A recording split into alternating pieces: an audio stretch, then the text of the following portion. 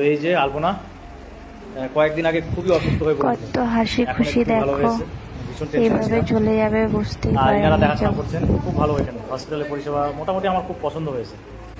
একদম সাদা হয়ে গেছিলো পুরো মুখ, এই যে এগুলো এগুলো পুরো সাদা হয়ে গেছিলো, পুরো একদম সাদা। তো এতটা যে পরিস্থিতি ওর এরকম হয়ে গেছিলো আমরা বুঝতেই পারিনি। যেটা গল্প করছিলাম যে ও নেগেটিভ ব্লাড আর এবি পজিটিভ। এবার অনেকগুলো ল্যাবে আমি পরীক্ষা করলাম, সব জায়গায় এবি পজিটিভ এসেছে। আমি কিছু নার্সিংহোমে ভর্তি করেছিলাম, তারাও বলছে এবি পজিটিভ, আমি নাম করছি না।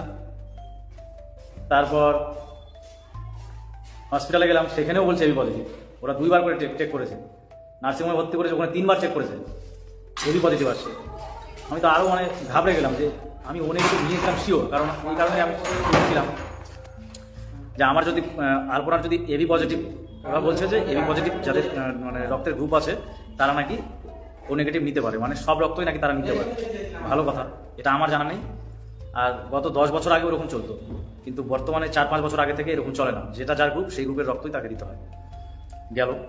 তো আমি ভাবছি যে আমি আলপনার রক্ত এই টাইমে ব্লাড ওর শরীরে দিব না। এটা দিদির আগের মানে যেদিন মারা যায় তার আগের দিনের ভিডিও, তাই তোমরা দেখবো বলছিলে তাই শেয়ার করলাম।